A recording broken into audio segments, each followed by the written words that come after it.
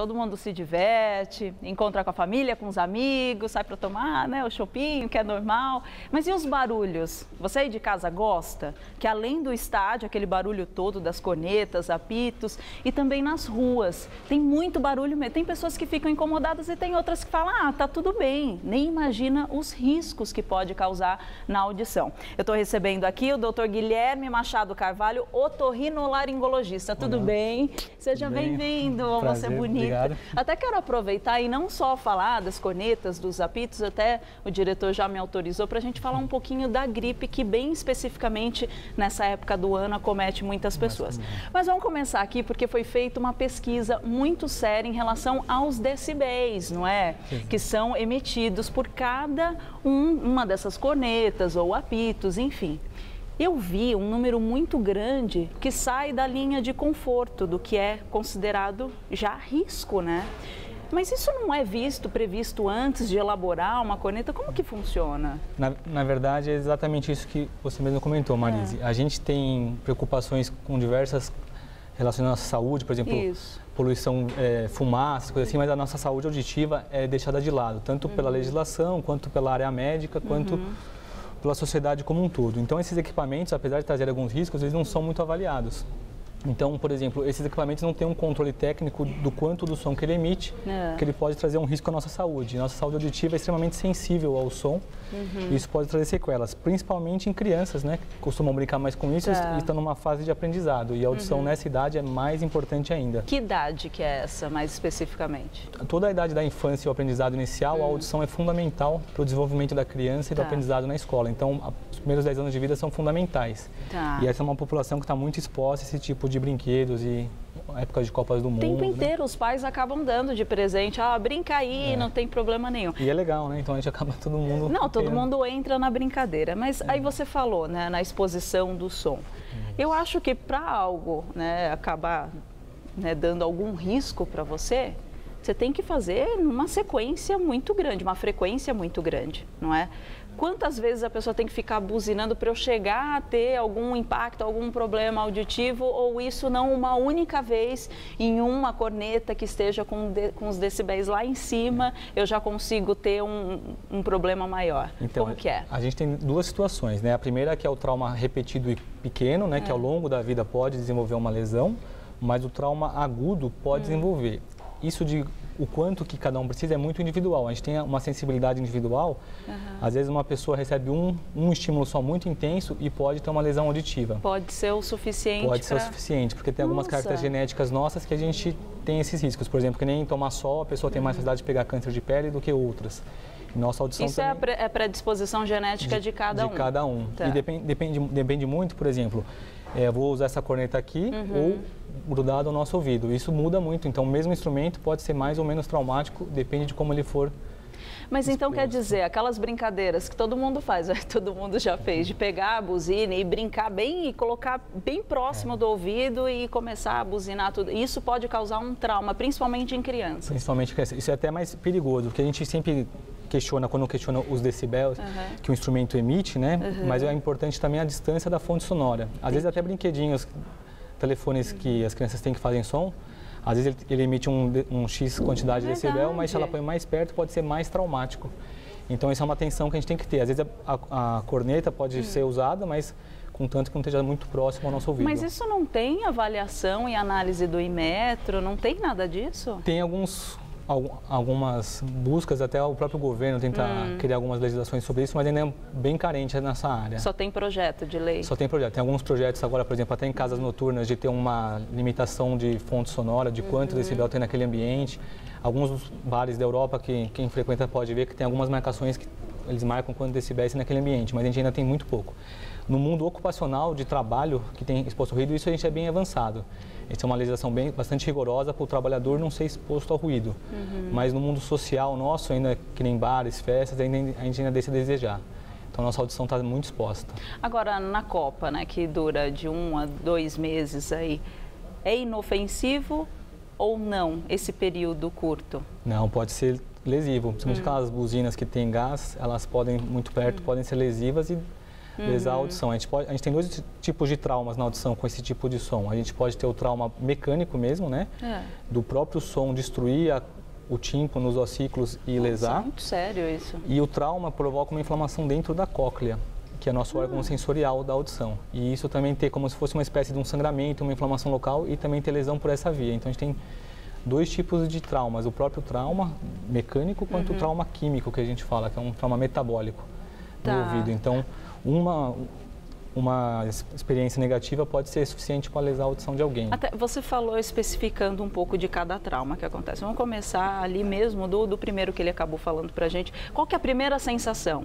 Quando a pessoa leva a buzinada e acaba sentindo desse primeiro nível que você falou de trauma, qual que é a primeira sensação já para o pessoal de casa ficar alerta? Em casa, de repente, fala, peraí, eu acho que aconteceu alguma coisa aqui dentro e aí eu preciso procurar um médico. Normalmente, a gente tem 3 sintomas básicos que relacionam. Quando é mais leve, a gente tem alguma lesão, a gente tem um zumbidinho depois que a gente sai de um show, de uma festa, a gente ouve um zumbidinho. Isso já é um sinal de alerta. Quando é mais intenso, a pessoa pode queixar já de uma surdez na hora, sentir que a audição caiu e ter até uma dor muito intensa, uma otalgia, porque imagina que se tiver uma lesão do tímpano, o tímpano é um órgão com uma nervação muito delicada. Quando a gente manipula o ouvido, as pessoas em casa sentem muita dor. Então, uma explosão sonora que lese o tímpano pode deixar muita dor na pessoa e até muita intensidade, até sangramentos e tal. Mas aí se der um trauma muito intenso, por exemplo, uma explosão ao seu lado, um tiro de arma de fogo, alguns equipamentos um pouco mais potentes, né?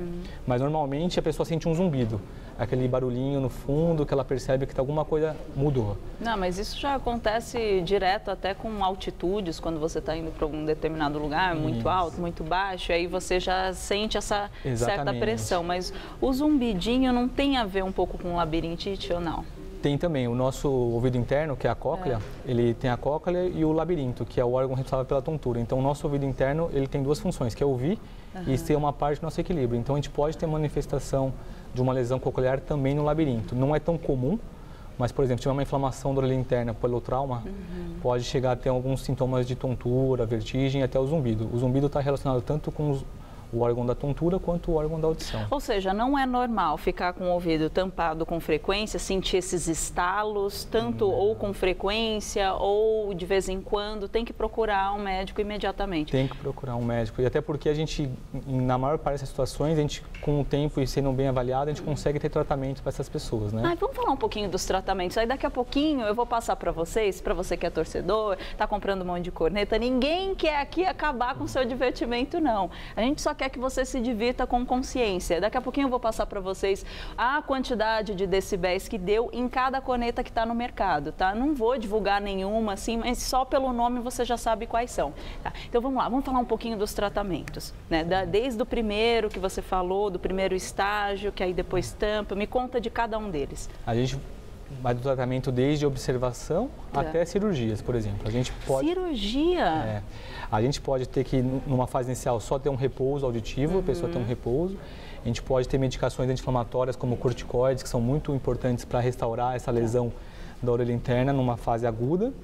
E, eventualmente, se a gente tiver lesões piores, que tenham lesão do tímpano ou dos ossículos por conta do trauma mecânico, a gente pode até ser necessário uma restauração cirúrgica dessas estruturas, né?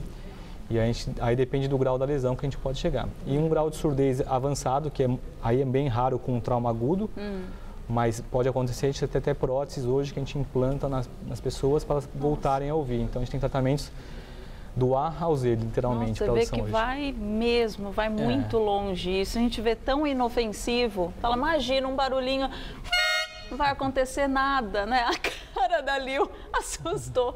Mas é sério, você fala, imagina, não vai acontecer nada, mas pode sim acontecer. Ainda bem que as meninas acabaram organizando esse tipo de assunto aqui no programa. Falei para vocês da relação que foi feita pela Sociedade Brasileira de Otologia e Proteste também. Então, rapidinho, só para vocês terem uma ideia, eu vou pegar os que deram mais alto. Tem aqui a linha das cornetas em geral, deu a partir de 123 decibéis. Para você entender, o confortável seria quanto para o ouvido? Assim, o que não acarreta nenhum risco. Acima de 80, 85 decibel já é considerado risco. Olha isso, presta atenção. Então, de todas que avaliaram aqui, tem 123, tem a corneta Viking, que é 120, que deu 120 decibéis, a trombobol copa deu 122, a vuvuzela grande, que foi proibida, também deu 126, e a mais, assim, top, que tem uma relação muito grande que fizeram. Isso aqui é uma pesquisa séria que fizeram, a sua saúde que está em jogo. A mega buzina deu 129 decibéis. Para você ter uma ideia, num show de rock, não chega nessa quantidade de som.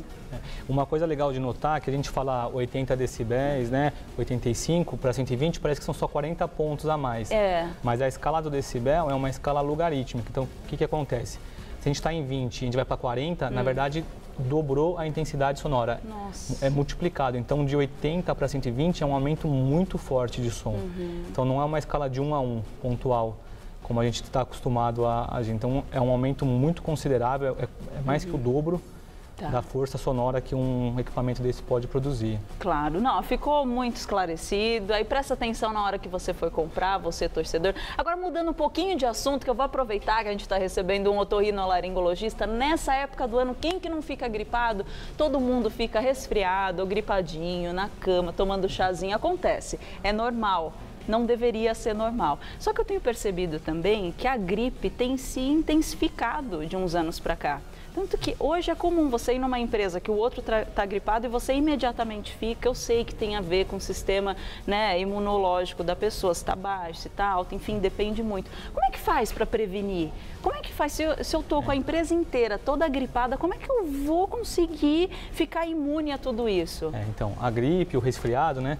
Elas são doenças causadas por vírus, né? E tem mais de 200 tipos de vírus que podem causar esses sintomas, né? O resfriado é aquele sintoma mais de via respiratória superior, mais leve, e a gripe é aquele que acomete mais o corpo todo. A prevenção vem basicamente da educação do nosso povo. Por exemplo, a pessoa que está doente, alguns países asiáticos, a gente vê a pessoa usa uma máscara, ela se protege, a gente tem o hábito de limpar as mãos, né? Então, passar o álcool gel na mão ou qualquer higienização. Então, a gente ter esses hábitos, a gente previne muito.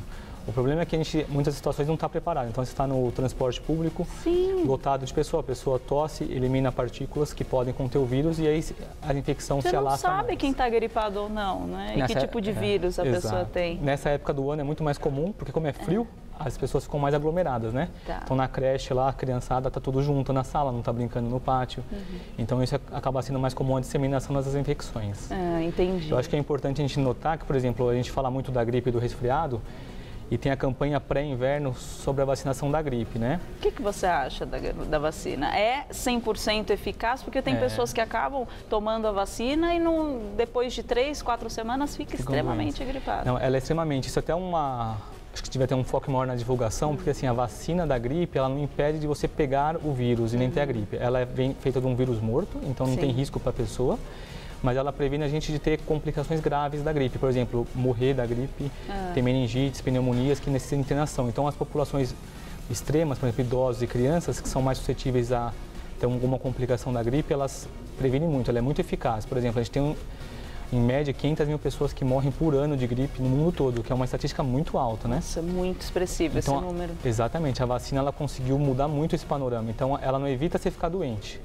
Que é uma chatice, né? Você toma a vacina e fala, pô, fiquei doente 3 semanas depois. Eu tomei justamente para não ficar doente, eu acabei ficando doente. Até cria esse mito. Muitas pessoas não querem tomar no ano seguinte porque já tomou, mas ela tem uma função primordial de evitar complicações graves da doença. Sim, que isso vá por um outro lado. Tá certo, deixa eu te agradecer também aqui o site que é www.politechsaude.com.br. Nós fizemos 2 assuntos rapidinho, não é para perder toda essa espiritualidade. Vamos torcer, vamos brincar, pode brincar à vontade, mas com consciência aqui, com as cornetas, com os apitos e afins. Me dá um beijo. Muito obrigada pela sua participação, obrigado, viu? Marisa. Daqui a pouco